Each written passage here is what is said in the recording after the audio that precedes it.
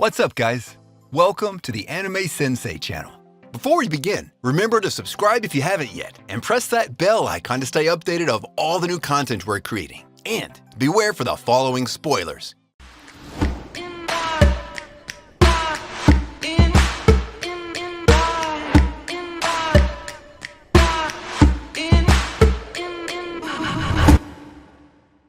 Ten. Hyakura no Hao, Teisayaku no Valkyria.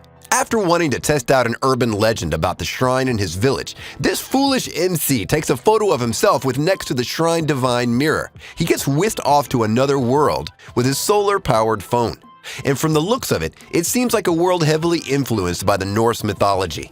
He's then taken in by the Wolf Clan and cared for by them, so the only thing left for him to return the favor for them by expanding their area of rule and territory.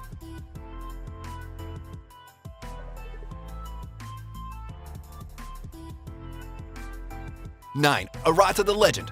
The old classical switcheroo is back in action. There's two characters in this show with the same name but from different dimensions and time periods. However, when did that ever stand in the way of anime? Somehow they always have an abundance of magical portals that pop from out of nowhere. Okay, so concentrate with me, guys, since both main characters are called Arata to avoid any confusion. Arata is a young energetic boy that was claimed by his grandmother at birth to be a girl, but it's still raised as a boy nonetheless. He belongs to a special clan, and this clan protects the princesses and provides order to the world. One problem though, this princess is killed and he's framed for it.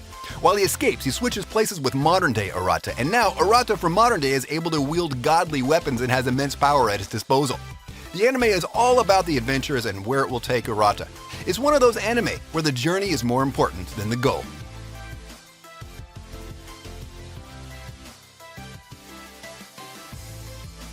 Eight. Mao-sama Retry. Once the creator of a video game, now the Demon Lord in his own created RPG. But the catch is, even though he's in his Demon Lord sprite that he created, the people he meets and eventually saves are unfamiliar to him in the slightest. Aku, the girl he saves from being killed by a demon, becomes his trustworthy guide in this foreign world that he can barely even recognize. And hey, he's got a kick-ass look with a tall black coat. What could be more badass than that? Oh, and he's too damn overpowered. His presence and pressure on his own is more than enough to cause worlds to crumble.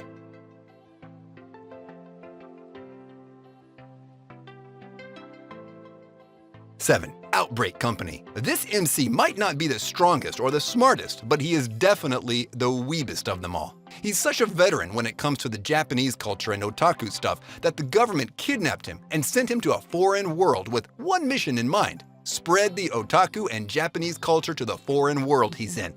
As a veteran weeb, finding himself in a world of fantasy, magic, and dragons felt like home, and it was so easy for him to adjust there and begin his mission with all of the Japanese government backing him. He has nothing to worry about, well, except for that spoiled brat they call Queen.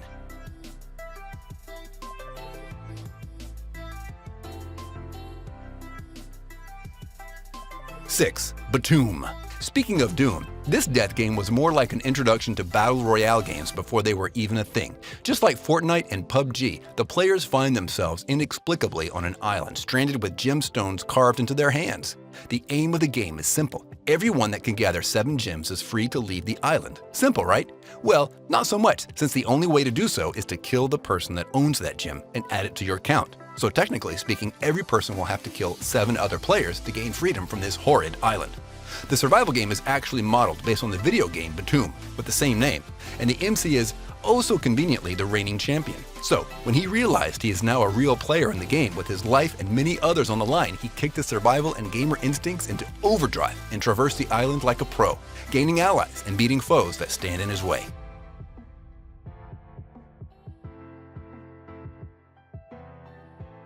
Five. My next life as a villainess. Now, when it comes to getting reincarnated in this game world, we're expecting to assume the role of the strongest character there is.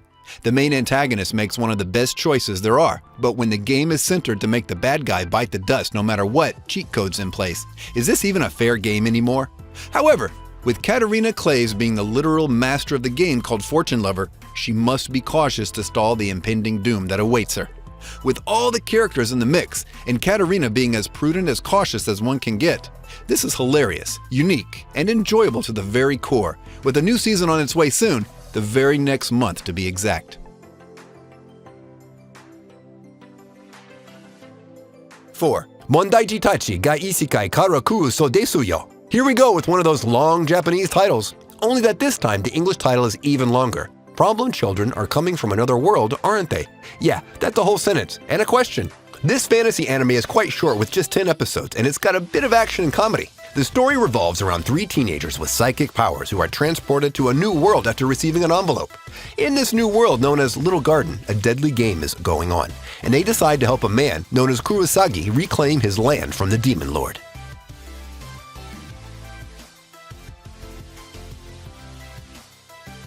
Three, Tsubasa Reservoir Chronicle. This is somewhat of a cliché story. The girl is caught up in a weird ritual with her power awakening as wings and her feathers dispersing into countless dimensional pockets, and with each feather, a piece of her memory. The priest of the kingdom urges the princess and her childhood friend Sayoran to visit the dimensional witch, saying that she has the power to allow them to jump through dimensions. When they reach her home, they find 2 others asking about the same thing, a swordsman by the name of Kurogane and a mage named Fai. She grants them the power to travel through dimensions, but at a cost. In order to give them that power, Sayoran has to forfeit all his memories of Sakura and his time with her, meaning that even if she regains her memories, he will still remain a total stranger to her.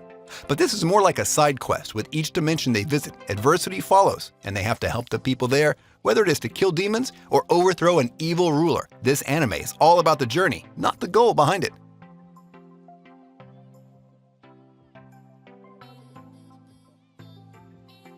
2. Log Horizon. After being stuck in his favorite game with no way to leave or log out, the MC has to ensure that the virtual world he is in with many other players is as hospitable as possible and will allow for their survival. He enforces the laws and tries to dismantle any fights or disputes taking place in hopes of preserving what is left of the peace in that world they call home now. They have to defend their city and preserve it from the threats internally and externally. This anime is so similar to Sword Art Online in most of its aspects, but where SAO fails, Log Horizon thrives.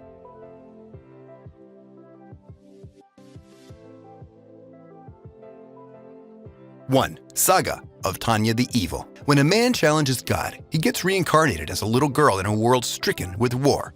Tanya Degurichov is that little girl, and now she has made a name for herself. Her reputation precedes her, and her enemies are scared of her tactics and ruthlessness. In her helplessness as a little girl, Tanya decides to use her brutal war skills to climb the ranks of the military, while helping her nation become the world's mightiest empire, all in a bid to defy God.